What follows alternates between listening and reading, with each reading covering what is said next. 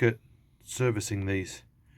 I'm not going to use the service kit because actually the bearings are okay. It could probably be better and it'll probably do with it, but I haven't got a service kit at the moment.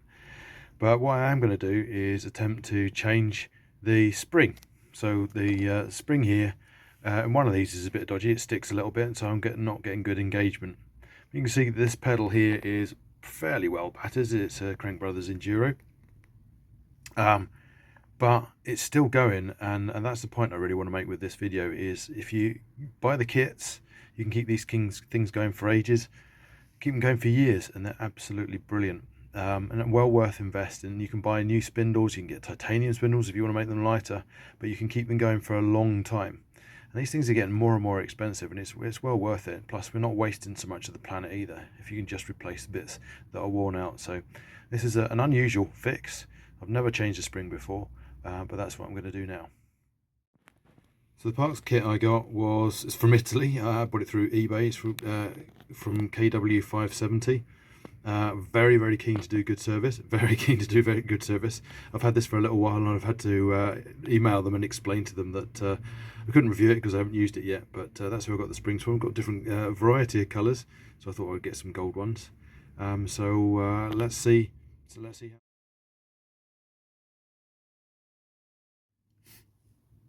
As I suspected, I've taken the 2 pins out there, and it's not coming apart, so we're going to need to take the spindle out.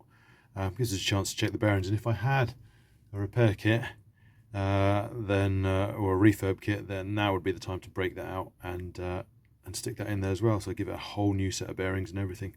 But we're just going to go ahead with this. First up, we're going to take the cover off the end there, so that's a fairly large hex key, and we'll take that out first, and that'll open out I've got an alloy end cap.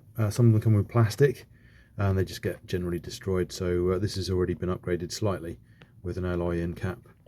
And having taken that off, let's get that in focus, we've now just got a small socket. There's a bolt so I just need a small socket in the end there to take that off, and that is the end of the spindle running all the way through to the bolt that goes into the crank. Socket set in there. It's a little one. This is American made, so I went with my Imperial sockets, and so it's socket one end to get the bolt off, get the nut off, sorry, and then a hex key at the other end to hold on to the other end of the spindle. So it's all hand tools. I haven't even used the 5/16 bolt nut off. Sorry, I keep calling it a bolt. There we go, little nut. I've taken that off, and what I don't want to do is have to replace all I don't want to take apart all the internals here.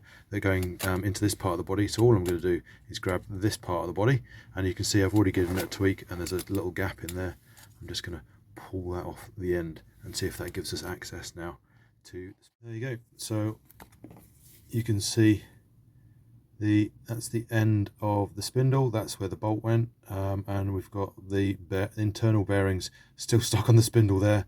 Then I've got the spring mechanism, then there'll be another set of bearings in this end, and coming out I've still got the hex key in the end there. That's what I've exposed there, and then I've got this little plastic part here, and the other opposing side there. They just come off opposite sides, but they'll just slide out either one. And as you can see, there's quite a lot of dirt cut inside this, so it's not a bad time to give that a wee bit of a clean as well. So I'll do that before I put anything else back together again. But now let's see if we can get to. Came off by hand really easily, just slid straight off. I did grease it really well last time, so it's there's still plenty of grease on there, but that's the mechanism there, and if we can then separate that and get that shaft through, we will then be able to change the spring as well. Okay, as you can see, there's and it's pretty old. It's had a lot of use and a lot of crappy weather, so that's the core of the sprung unit there, and this is an 8mm socket that I used as a drift. Just slipped through there nicely. This is pretty thin, so I needed something that was almost exactly the right size, not too thick, but I clearly didn't want to just replace it in there with a bearing that was made out of a socket set. So that was about the right size, and that's just double checking. Yeah, an 8mm socket.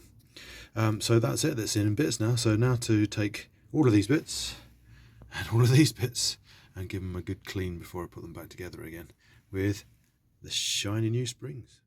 So cleaned up the working area and then cleaned all the parts. There's some ingrained dirt in the plastic parts that's not coming out, and you can see there's quite a lot of scoring on the axle. Well, the pedals themselves are in bits, but you can see the internals of the pedal are actually in pretty good nick, and the cage for the spring looks in pretty good nick. Yeah, but other than changing the bearings, that's got it back to a nice state. It's always worth putting it back nice and clean. Now we need to reassemble it as best we possibly can. Obviously this is going to replace the springs, and it should sort out my spring issue, which was that it wasn't engaging properly. But if I want to do a proper job, then the Crank Brothers full kit is probably the trick. The main part of that being the state of this axle. That's obviously, it's scored and damaged. That's never going to be as good as an original or a complete replacement, but this should make it better. At the very least, it'll look nice and gold in the middle. But anyway, let's start.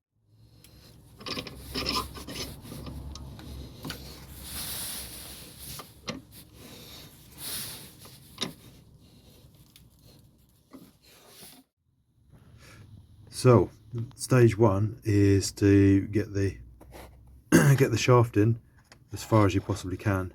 Now, because of the tension of the spring, it's got to be twisted slightly.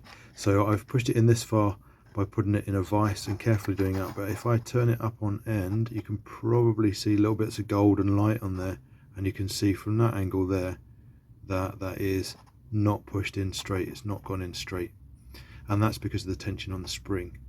So I've got it through to about 3/4 of the way through, and that's the easy bit, and you can do that reasonably carefully, but not too carefully. But the last bit, we're actually going to be fighting against the tension in the spring there, so that's going to be a little bit harder, and that needs to be done. So to finish off bringing it through, I actually used the end of a drill bit, got the right diameter so it just fitted up through the shaft, and then angled it down to put a little bit of sideways pressure from the internals, whilst the cleat itself was attached to a vise, and then tapped it through with a soft hammer. That just helped line it up, then tap it through, and obviously that's really helped by the fact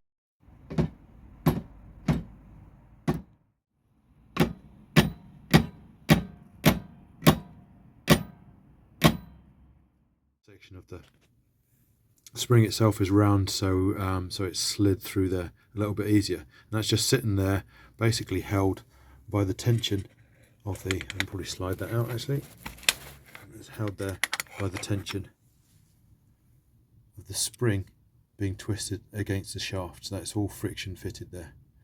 So now what I'm going to do is, you just see me take it off, I'm going to slide it back onto the shaft and put all the pieces back together again, and then hopefully it'll work. We'll see in a second.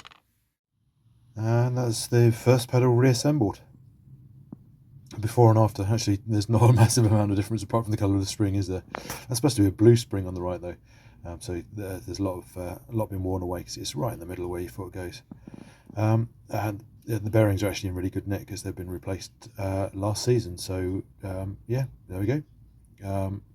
Not totally simple.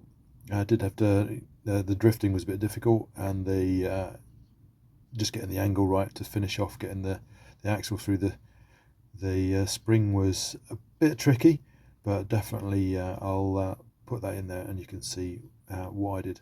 And if you want to do that, then give it a go, don't be afraid. And if you want to replace the bearings at the same time, that's the great thing about these, they're not exactly modular, but they're completely changeable. So as long as the body's still going, you can change every part of them around and just keep them going forever, which is a lot cheaper than replacing new pedals. There we go. Thanks very much for watching.